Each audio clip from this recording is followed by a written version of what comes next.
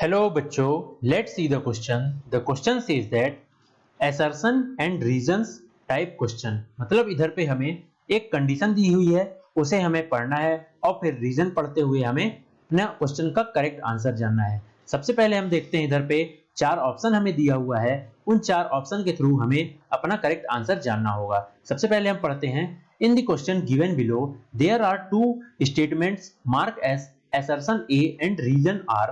Read the statement and choose the correct option. इधर पे हमें assertion दिया हुआ है A से, reason दिया हुआ है R से, और हमें उसे पढ़ना है और करेक्ट स्टेटमेंट बताना है। चलिए, तो हमें फर्स्ट ऑप्शन दिया हुआ है इधर पे both A and R are true and R is the correct explanation of A. Second दिया हुआ है option both A and R are true, R is the not the correct explanation of A. A is the correct and R is the wrong. A is wrong but R is correct. यह चार हमें option दिए हुए हैं। उससे पहले हम इस क्वेश्चन का की कॉन्सेप्ट जानते हैं। तो इस क्वेश्चन का जो की कॉन्सेप्ट है वह है public sector related to government. इधर पे यह हमारा की कॉन्सेप्ट हो गया। अब हम पढ़ते हैं फर्स्ट असर्शन को। फर्स्ट असर्शन इधर पे क्या बोल रहा है?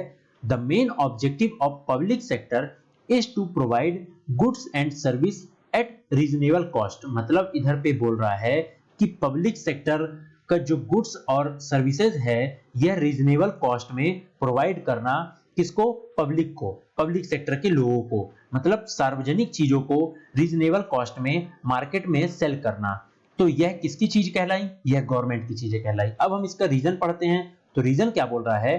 Public sector is owned by government and hence it work for the welfare of the public. इधर पे यह बोल रहा है गवर्नमेंट जो पब्लिक सेक्टर होती है यह गवर्नमेंट द्वारा ओन की जाती है और यह वेलफेयर ऑफ पब्लिक के लिए वर्क करती है। मतलब पब्लिक के लिए ही पूरा सारा काम करती है। चलिए, सबसे पहले हम इसके बारे में डिस्कस कर लेते हैं। इसका क्या इधर पे कुछ रीजन बता रहा है। The public sector is to part of economy composed of both public service and public enterprises. इधर पे बता रहा है पब्लिक सेक्टर जो है इकोनॉमी को भी कंपोज करता है और यह पब्लिक सेक्टर को भी एंटरप्राइज करता है। इधर पे हमें यह बता रहा है। अब हम देखते हैं इस क्वेश्चन का जो इधर पे बता रहा है, कुछ और रीजन हम देख लेते हैं। तो इधर पे बता रहा है government service such as military, law enforcement, infrastructure, public transmit, public education, health care etcetera. यह सब चीजें होती हैं जो गवर्नमेंट की, यह सब गवर्नमेंट की सर्विसेज हैं। अब हम इधर पे देखते हैं फर्स्ट का जो हमारा करेक्ट आंसर है वह है A. Both A and R are true and R is the correct explanation of A. तो यह हमारा करेक्ट आंसर हो गया किसका? असर्शन फर्स्ट का और रीजन आर का। मतलब इधर पे यह बता रहा है कि पब्लिक जो गवर्नमेंट है यह वेलफेयर के लिए काम करती है और रीजनेबल कॉस्ट में हमें सारी चीजों को, गुड्स को प्रोवाइड करती है। अब हम देखते हैं नेक्स्ट असर्शन क्या बोल रहा है। नेक्स्ट असर्शन हमसे बोल रहा है expenditure of government is public expenditure and investment. मतलब गवर्नमेंट जो एक्सपेंडिचर करती है वह पब्लिक के लिए करती है और इन्वेस्टमेंट भी सारा पब्लिक के लिए ही करती है। अब सेकंड देखते हैं reason are the expenditure also contribute to GDP. जो यह एक्सपेंडिचर होता है यह कंट्रीब्यूट करेगा कहां पे? जीडीपी में हमारे।